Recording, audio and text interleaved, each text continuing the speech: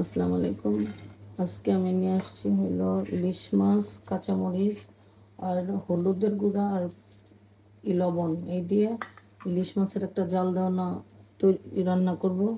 সেটা আপনাদের একে একে দেখাচ্ছি।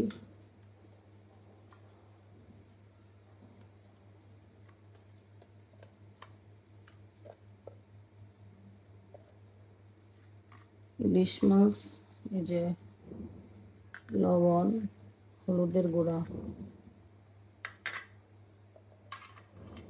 এই যে হলো কাঁচামরিচ দিয়ে ইলিশ মাছটা খুব ভালো করে মাখাইতে হইব। বেশি হলুদ দিবেন না, হালকা হলুদ দিবেন। আবার হলুদ অ্যাভয়েড করলেও পারেন, কারণ হলুদের প্রয়োজন হয় না ইলিশ মাছে। কিন্তু কালারটা সুন্দর আসার জন্য তাহলে ফ্যাকাশে ফ্যাকাশে আসবে।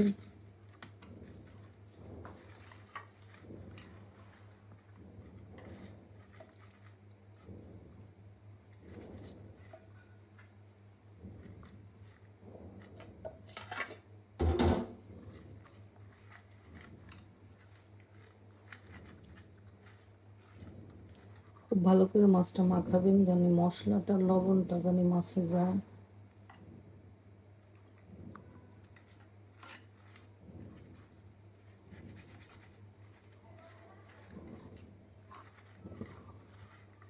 মাখানের উপর অনেকটা টেস্ট থাকে।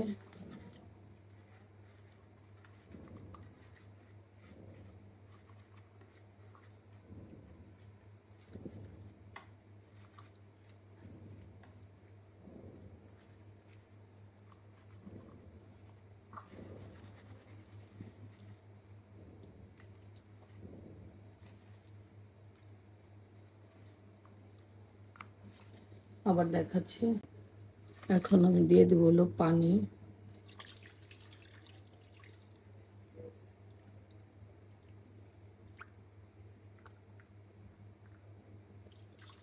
একটু পানি ঝোল থাকবে।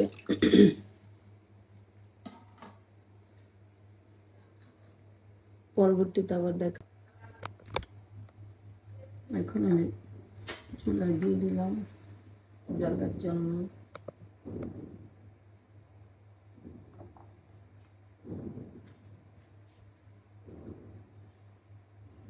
জাল হলেই ফুটলেই হয়ে যাবে, বলক আসলে, কারণ ইলিশ মাছ বেশি জাল দিতে হয় না। এখন আমি দিয়ে দেবো একটু সরষের তেল। একটু কাঁচা থাকতে সরষের তেল দিলে ভালো হয়, পাকানোর পরে সেন্টটা ভালো লাগে। কারণ ইলিশ মাছের সরষের তেলটা একটু খুবই মজা লাগে। আর ইলিশ মাছের জাল রান্নাটা হয়ে গেছে, এখন আপনাদের পরিবেশন করে দেখাবো।